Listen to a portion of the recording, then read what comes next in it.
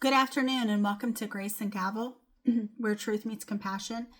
Today we are doing our final episode on Aileen Wuornos, trauma, gender, punishment, and who the system shows mercy to.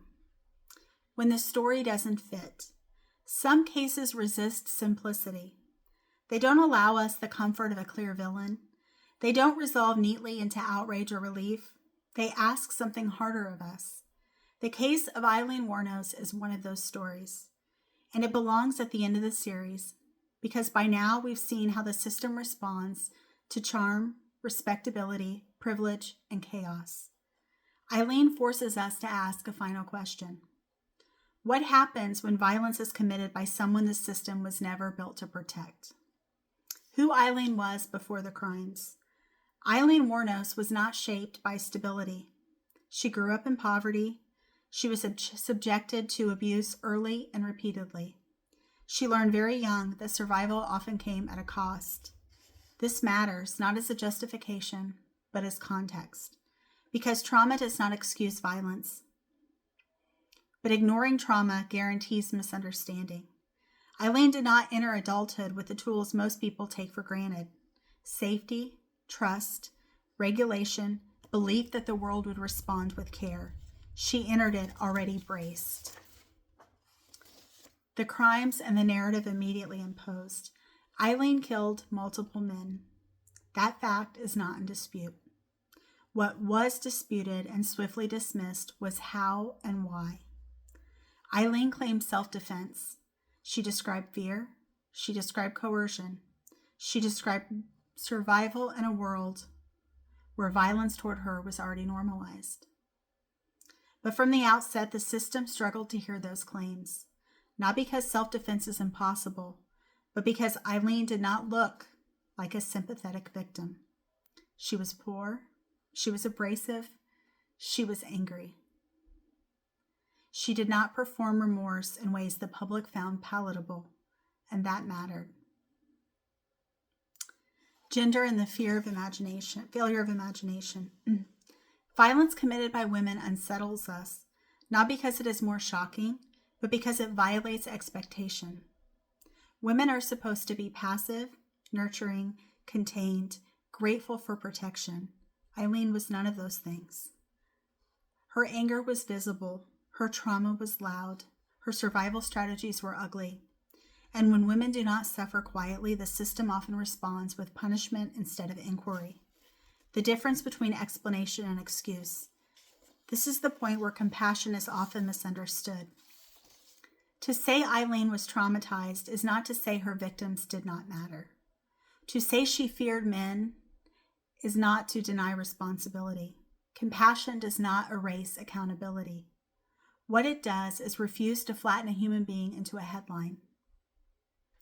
Unlike Bundy, Aileen was never mythologized as brilliant. Unlike Gacy, she was never buffered by respectability. Unlike Chambers, she received no narrative protection. Unlike Ramirez, she inspired no collective panic, only revulsion. She stood alone in this story. The other thing that stands out most to me when I watched the documentary was the fact that when she was on death row, the thing that sticks with me most from watching her documentary, there was a gentleman who I believe used to hitchhike, and oftentimes he said he had told his nephew that he hitchhiked because he wanted to spread Jesus's love to people, and Aileen had actually killed him. And Aileen had said that he had sexually assaulted her and tried to rob her, which is why she had to kill him. Well, after Aileen had been regulated on medication and gone through, I believe, therapy and several other things while she was on death row, she had actually came forward and reneged what she had said. And what she said was, "I'm sorry that I lied about," I forget the name of the victim, unfortunately, but she said he was nothing but a kind man. And I did rob him, and I did kill him. And I want to apologize to his family for lying and saying that he sexually assaulted me when he most certainly did not. He talked to me about Jesus and things like that. So that is something that you kind of wonder if her background had been different, meaning she hadn't been, used and sexually abused and all these other things that she had dealt with. And I believe there was also a child that she had early and all these other things that she had going on for her. Again, not making excuses, but just giving context. If she had been regulated early, would she have not been in the scenario that she was in? Would she have not been as angry towards men, given that she was victimized by a lot of men throughout her life? And I think trauma plays a big part in how people react to other people and the circumstances that happen in their lives. People can say, oh, trauma's an excuse, trauma's a cop-out, you may believe that, fine. Maybe you're lucky enough to not be touched by an excessive amount of trauma, that's fine. But there are a lot of people who are, and it can have a big piece in someone's story. But I did think that was an interesting part about her finally being regulated. So the system's response and what it signals. The finality of that choice matters because it tells us something about who the system believes is redeemable. In this series, we've seen hesitation for the charming, denial for the respectable, leniency for the privileged, panic for the chaotic.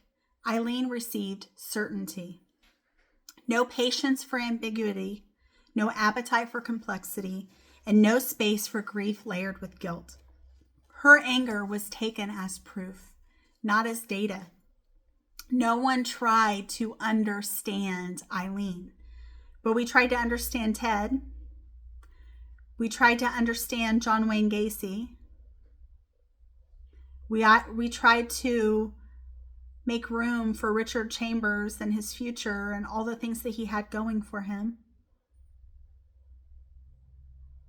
We understood that Richard Ramirez was crazy and unpredictable and terrifying. But Aileen, the world left her behind. In a lot of ways, the world really left her behind. Aileen Wuornos, this is what makes this case so unsettling, is Aileen Wuornos forces us to sit with contradictions we'd rather avoid. She was both harmed and harmful.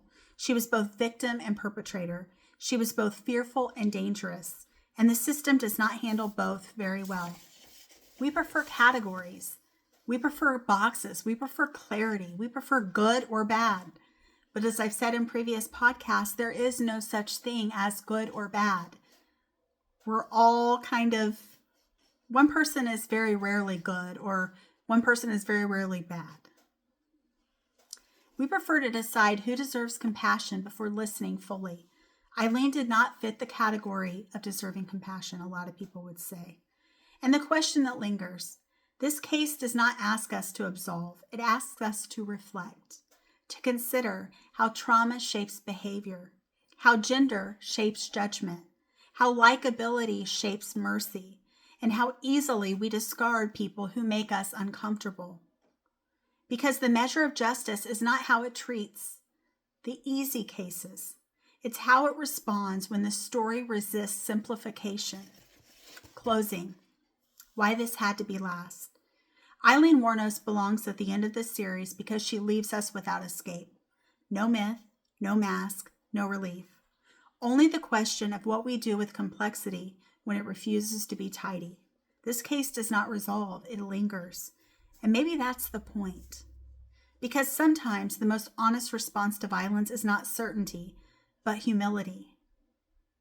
And the other thing we have to talk about, sometimes people instinctively turn away from cases that have ambiguity. People turn away from cases because the person might not be what we would like them to be, right? We want to talk about their appearance or how rough around the edges they are or how they don't fit the mold or there's certain things about them that we don't like. But ultimately, that's really not something that a defendant or a person facing the death penalty or any sort of criminal penalty should be judged upon. to be judged on the facts and the facts only. And in my mind, I can't help but go to the idea that, Aileen potentially could have been saved if someone had stepped in. The people that were her victims, maybe their lives could have been spared. And honestly, we'll never know. But I think it's worth asking and trying to figure out how much trauma actually impacted her.